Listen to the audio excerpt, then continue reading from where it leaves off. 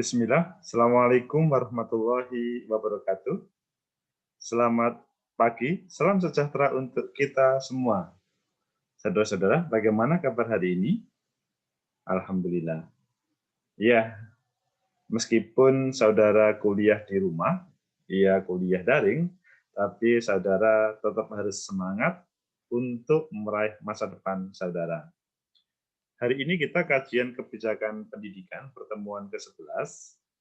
Kita membahas pendidikan era revolusi industri 4.0, 4.0 di tengah COVID-19.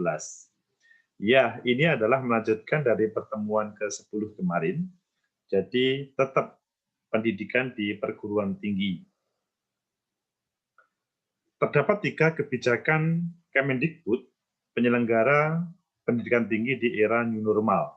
Jadi kalau kemarin kita membahas, mengupas tentang bagaimana undang-undang pendidikan tinggi, pada hari ini kita hubungannya dengan pendidikan di era new normal ketika dihubungkan tema besar 4.0.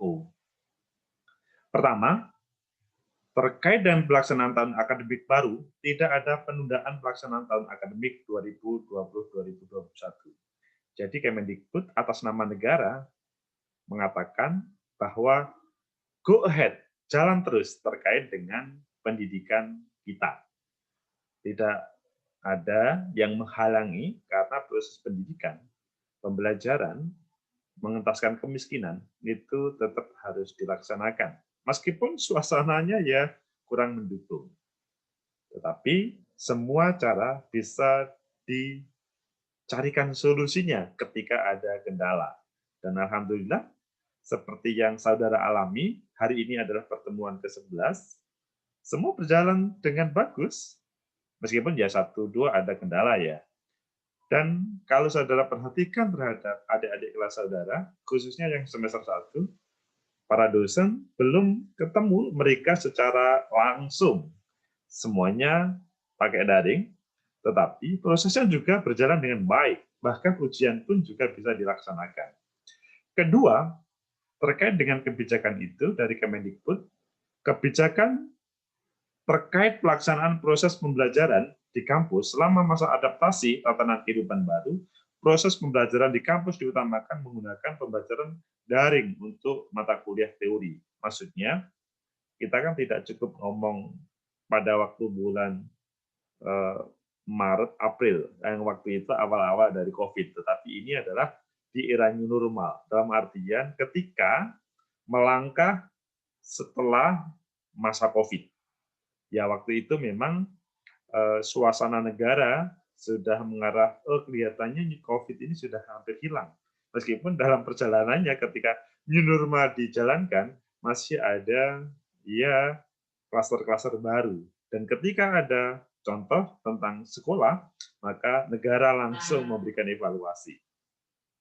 Yang ketiga adalah terkait dengan pihaknya juga mendorong pimpinan perguruan tinggi untuk mengizinkan pelaksanaan aktivitas prioritas jika memenuhi protokol kesehatan dan kait kegiatannya tidak dapat dilaksanakan secara daring. Aktivitas tersebut antara lain penelitian di laboratorium untuk pemenuhan pelaksanaan tugas akhir mahasiswa. Beruntung saudara yang hubungannya dengan ilmu sosial, maka relatif semua terselesaikan. Dalam artian, tidak harus ke kampus, dalam hal misalkan praktikum, ada kakak-kakak kelas saudara, atau bahkan saudara juga mengalami ketika magang, ya saudara mencari tempat yang termudah, terbaik, dan bisa dilaksanakan dengan bisa menjaga protokol kesehatan. Itu yang paling penting dalam proses perkuliahan pada era new normal ini. Sehingga pada waktu magang kemarin semua bisa berjalan. Bahkan ketika KKN, kuliah kerja nyata, itu semua bisa dilaksanakan dengan berbasis di tempat masing-masing. Selanjutnya, ada 6 hal. 6 hal penting dalam menerapkan e-learning. Ini adalah baik dalam suasana COVID atau new normal. Kalau awal tadi kan kita langsung ke new normal ya. Kalau ini adalah suasana COVID dan new normal. Tentunya nanti pasca new normal ada istilah baru, intinya bahwa pada suasana yang belum menentu karena ancaman pandemi COVID ini. Dosen dan mahasiswa harus meningkatkan keterampilan internet, dosen dan mahasiswa harus meningkatkan keterampilan kesiapan materi kuliah, durasi, asesmen, mempersiapkan infrastruktur. Ini kita bahas satu persatu nanti. Oke, ini pertama, dosen dan mahasiswa harus meningkatkan keterampilan internet dan literasi komputer. Dosen harus mampu memanfaatkan kanal-kanal yang tersedia, learning management system, media komunikasi berbasis audio-video, media sosial, serta media penyimpanan data yang dapat digunakan membantu terjadinya kegiatan belajar mengajar yang berkualitas. Ini adalah relatif para dosen mempraktekannya untuk proses pembelajaran. Dan kalau di kelas kita juga, iya kan, berbagai media, khususnya media sosial, kita gunakan untuk memaksimalkan itu. Ya, ini dasarkan dari memang kebijakan Kemendikbud. Problem mahasiswa adalah koneksi internet, dan beberapa mahasiswa mungkin akan terbebani jika menggunakan paket data. Mungkin saudara salah satu yang menjadi ya tertulis di sini. Kalau dikatakan korban kok enggak pas ya. Tapi yang tertulis di sini ada kendala internet. Tetapi rata-rata dosen pasti memahami kalau ada mahasiswa yang ada kendala. Intinya terkait dengan pertama absensi, maka bisa dikomunikasikan selama bisa memberikan penjelasan ataupun alasan mengapa yang bersangkutan tidak bisa. Kemudian terkait dengan tugas juga bisa dikomunikasikan. Intinya bahwa terkait dengan internet itu tidak perlu dipermasalahkan, dan yang lebih penting adalah bagaimana literasi itu mendukung dalam proses ini. Menentukan kembali capaian pembelajaran. Ini pasti para dosen berpikir ulang untuk menentukan kembali capaian pembelajaran. Dosen melakukan penjajaran konstruktif alignment ulang terhadap keselarasan 3 komponen outcome based education, yakni capaian pembelajaran, aktivitas pembelajaran, metode asesmen yang telah disusun dalam RPS. Kalau capaian pembelajaran, ya saudara pasti sudah memahami ketika awal dalam proses perkuliahan.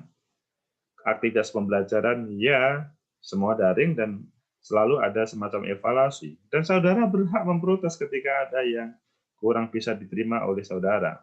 Yang ketiga, metode assessment, bagaimana menilai, penilaian. Ya, pada waktu kemarin sudahlah saudara melaksanakan UTS misalkan, itu bisa dijadikan salah satu untuk assessment.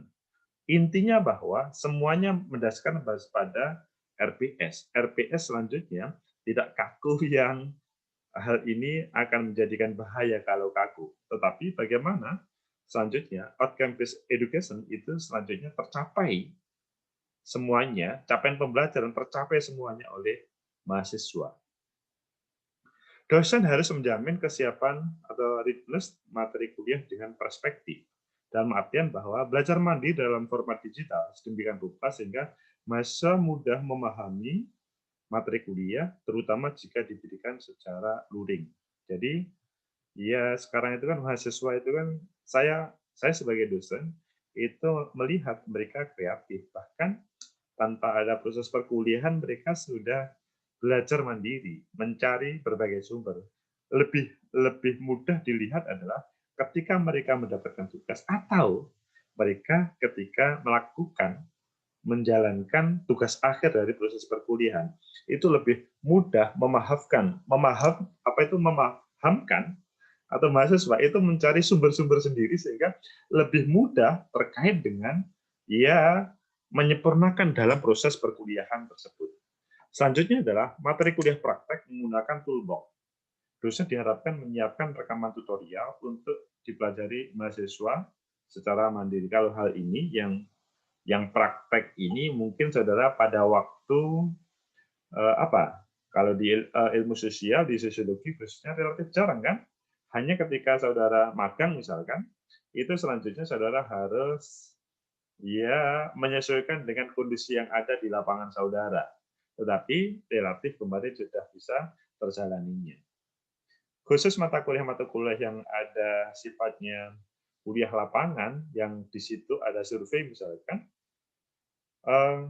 memang pada saat ini relatif kuliah lapangan mandiri. Contoh pada kalau dalam mata kuliah yang saya ajarkan, di pengantar ilmu politik misalkan, atau sosiologi hukum, mereka melakukan survei, tetapi kebutuhan untuk membackup terkait dengan tugas mereka. Dan tugas mereka tentunya, ya contoh, mereka membuat proses bagaimana mencari informasi bagaimana para calon kepala daerah itu bisa berkampanye dengan baik. Tentunya mereka mendasarkan pada survei, survei terkait dengan apa yang tepat. Dan selanjutnya mereka mengaktualisasikan dalam sebuah video. Nah, ini kan relatif praktek ya, tetapi mereka bisa melakukan meskipun sebagian besar mereka menggunakan daring, tetapi hasilnya kemudian bagus. Tentukan durasi setiap unit pembelajaran. Tugas yang menyita waktu dapat membuat beban belajar mahasiswa menjadi jauh lebih tinggi dari beban kredit yang diambilnya. Jadi, memang ini antara dosen dan mahasiswa perlu komunikasi yang intensif supaya tidak ada salah paham terkait dengan proses pengerjaan sebuah tugas. Intinya bahwa dalam proses pembuatan tugas ini, bukan untuk memberatkan kepada mahasiswa, tapi bagaimana mahasiswa itu bisa mengerjakan dengan mudah. Intinya tidak ada yang hubungannya dengan pemberatan, tapi bagaimana mempermudah, bukan menambahi beban terhadap mahasiswa. Sehingga kompromistis antara dosen sama mahasiswa itu ada titik temu. Bukan perspektif dosen saja atau sebaliknya. Asesmen dalam bentuk kuis dan tugas mandiri harus siap. Dalam artian ujian formatif dalam subsumatif sebaiknya tetap dilakukan secara langsung dan tercatatlah sebagaimana cara konvensional yang dipraktekkan selama ini. Dan kita kalau di kelas kita contoh saudara tetap berjalan. Intinya bahwa asesmen itu tetap berjalan, tidak ada sebuah kendala dan dalam prosesnya juga semua berjalan. Besok pada waktu UAS juga berjalan dengan baik. Saudara submit ke jurnal juga tetap berjalan. Intinya bahwa hal ini atau suasana COVID atau bahkan new normal bukan menjadi kendala dalam proses pendidikan di pendidikan tinggi atau di perguruan tinggi. Kampus harus mempersiapkan infrastruktur dan bandwidth yang cukup. Ini kampus harus mempersiapkan cukup jika menggunakan jaringan kampus. Lonjakan pengguna secara tiba-tiba dan pemakaian yang simultan akan menyebabkan server mengalami bottleneck, hang, hingga down. Negara bertanggung jawab tentang ini. Tapi kalau saya mengalami dalam proses ini semuanya masih berjalan dengan baik. Saudara sebagai mahasiswa, nggak tahu apakah saudara memanfaatkan pemberian pemerintah, baik yang menggunakan jaringan simpati atau Indosat atau lainnya, yang pasti memang ada, tetapi tidak semuanya tertarik untuk mengambil, tapi sebagian besar itu bisa mengambilnya.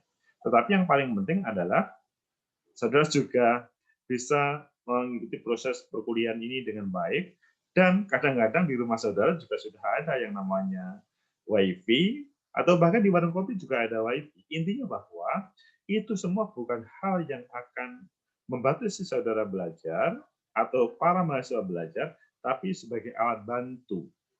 Kalau ada kesulitan, maka mencari bagaimana solusinya, bukan hal itu dijadikan alasan untuk tidak terlibat.